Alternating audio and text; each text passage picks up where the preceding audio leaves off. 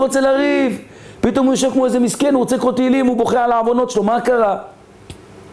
איך יכול להיות דבר כזה קיצוני, שבן אדם היה עושה דברים כאלה רעים, וביום אוויר ויהי וצח, ראה איזה רב, או שמע איזה דיסק, או ראה איזה רב עם איזה זקן, ואמר לו כמה מילים, וזהו, איזה יופי, איזה הוקוס פוקוס.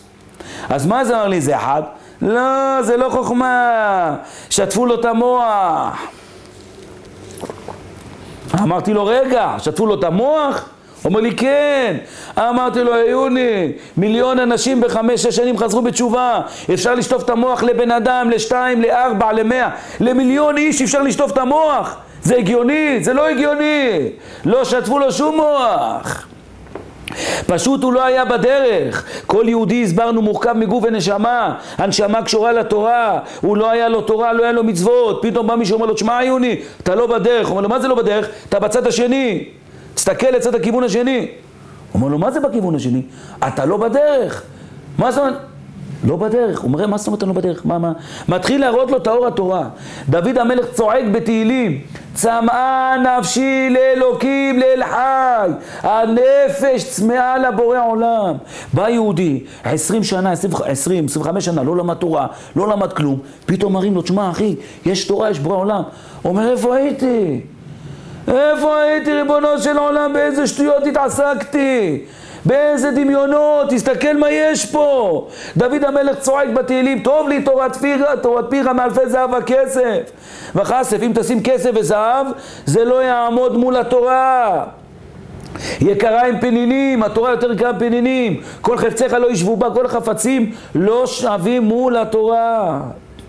ודוד המלך היה לו נשים, ודוד המלך היה לו כספים, ודוד המלך היה לו עושר, ודוד המלך היה מלך, והוא היה תלמיד חכם, והיה לו הכל. מה הוא אומר לקדוש ברוך הוא? אחת שאלתי מאת השם אותה אבקש, ריבונו של עולם, זכה אותי במה? מה אתה רוצה? תתך הכל? מלך, כסף, שולט על העם, גיבור. מה אתה עוד רוצה? אין לי מה לתת לך, אומר לקדוש ברוך הוא. אומר לו, לא זה. מה אתה רוצה? שבתי בבית השם כל ימי חיי, ריבונו של עולם, זכה אותי להיות בבית הכנסת. מה תעשה בית הכנסת? מה תעשה שם? לחזות בנועם השם ולבקר בהיכלו. ריבונו של עולם, תזכה אותי לא סתם להיות בבית הכנסת, לחזות בנועם השם, לבקר בהיכלו. מה זה לחזות בנועם השם? ליהנות מהתהילים, ליהנות מהגמרא, ליהנות מזה אבא בשמיים, תזכה אותי. מה אנחנו רואים מדוד המלך? שדוד המלך היה לו הכל והוא ביקש אחת, תזכה אותי. זכה אותי להיות בבית המדרש כל החיים. לכן רבותיי, לחזור בתשובה זה לא אופנה. לחזור בתשובה זה זכות.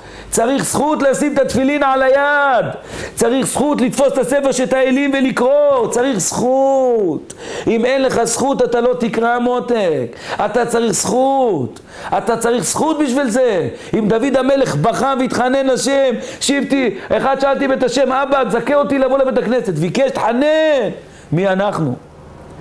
מי אנחנו? הנה תלמד מדוד, כל הגדולה שלו, ודוד המלך התחנן לשם, בכה, תביא אותי לבית הכנסת, בית המדרש. מי אנחנו שלא נבקש? האדם צריך לבקש מהשם שיחזיר אותו בתשובה. האדם צריך לבקש שהשם יעורר אותו במצבים האלה.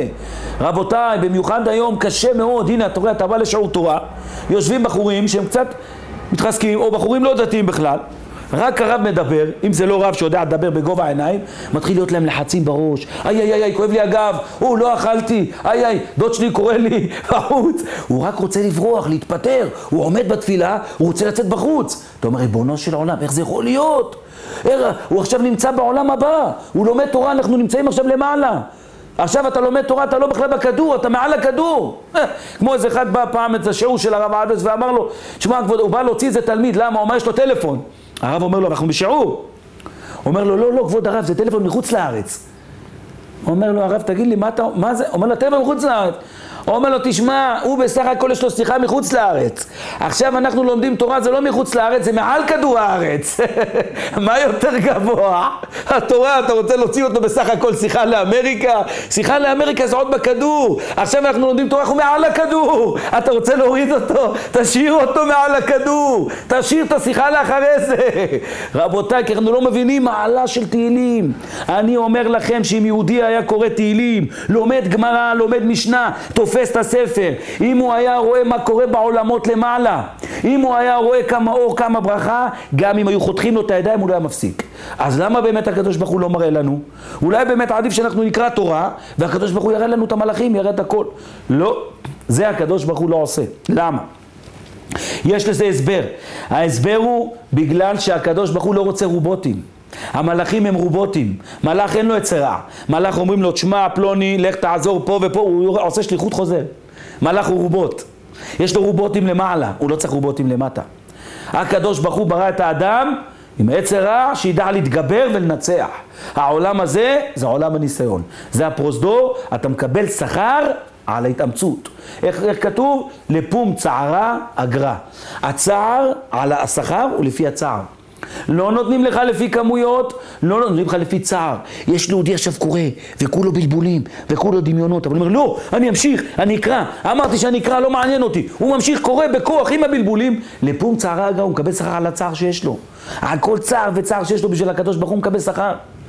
לכן זה זכות רבותיי, זה זכות. כל אחד צריך להבין, הוא צריך להוציא את הג'וקים מהראש, להוציא לו את הדמיונות של מפלגות ופוליטיקאים ודמיונות. הוא צריך להגיד, רגע, הרב הזה אמר ללמוד תורה, בשביל מי אני לומד תורה? בשביל מי? אני מניח תפילין בשביל מי? בשביל הנשמה שלי, הנשמה הנסכנה שבתוך הגוף, בשבילה אני נותן לה אור. אני עכשיו לא מדבר על העולם הבא, כן?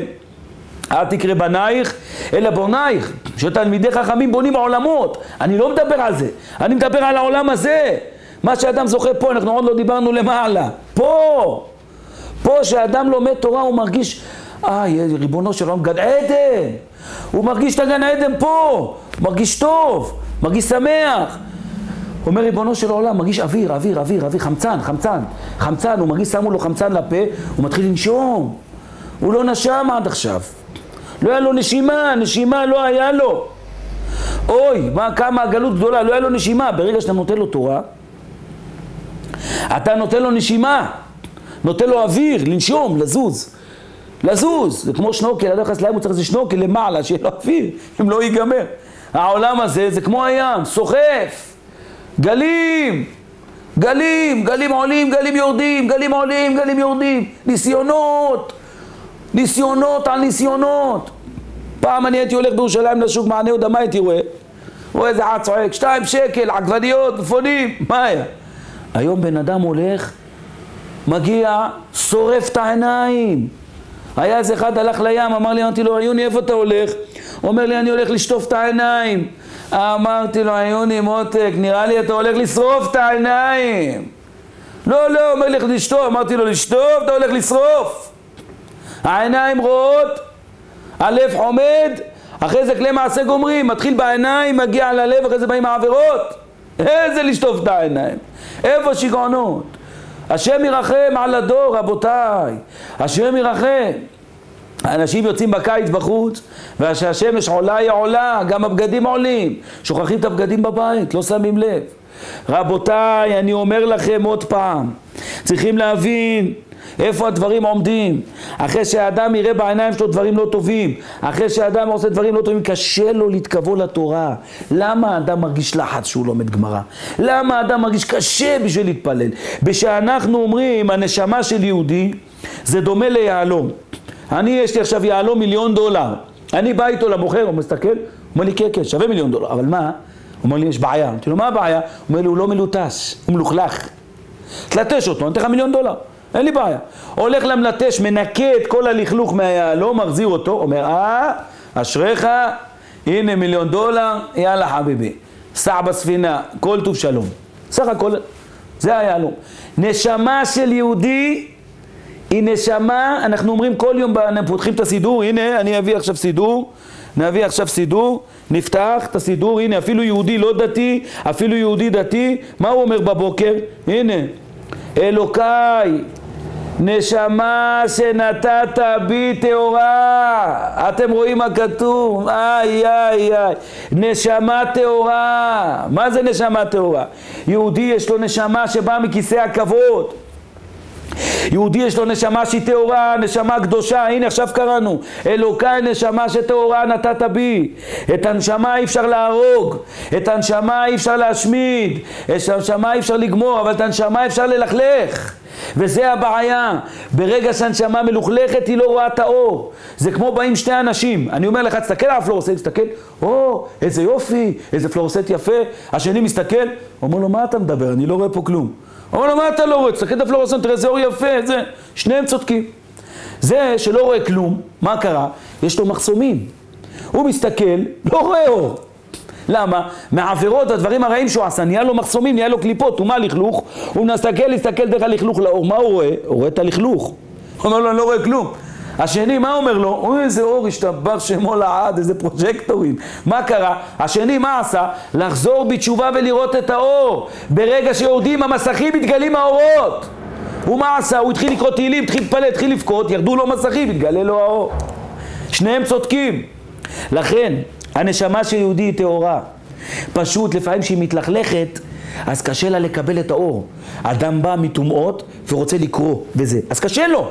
אבל ברגע שהוא יתחיל להתחזק, יתחיל ללמוד, יטבול במקווה, יקרא תפילין, שים תפילין, יתחיל להתחזק, האור יתחיל לבוא, הטומאה תלך. ואז המאור שבתורה מחזירו לבותיו. רבותינו אומרים, הבא לתאר, מסייעים לו. הבא לטמות, פותחין לו. מה שהגמרא מסבירה לנו ככה.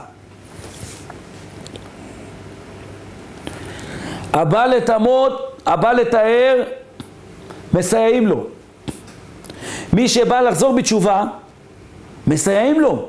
תשמע, הוא רגיל ביום שבת לבוא, זה נוסע על הבריכה, נוסע על הים, הולך לפאב, הולך לפה, פתאום אתה אומר לו, כן, יום שבת. טוב, מה עושים יום שבת? הולכים לבית כנסת, כן, מה עושים אחרי זה? באים לשולחן, מה עושים? יושבים ככה, שרים, עכשיו אני שב פה, ישיר לך דודי כל השבת, כלא באר שבע. סידרת לי כלא בצוהר על הכיף. אתה רוצה לראות טלוויזיה? אין טלוויזיה. אתה רוצה לשמוע אין טלפון. אתה רוצה ללכת אין ללכת להם. אז מה אתה רוצה? אני שב על השולחן, יגיד לך דודי כל היום? זה כלא באר שבע? מה זה? רבותיי, זה הפנים הלא נכונים שאדם רואה. זה מי שמראה לו מה שאמרתי עכשיו, זה יצר הרע. בואו אני אתן לכם את הפן האחר שהוא הפן האמיתי של היצר הטוב.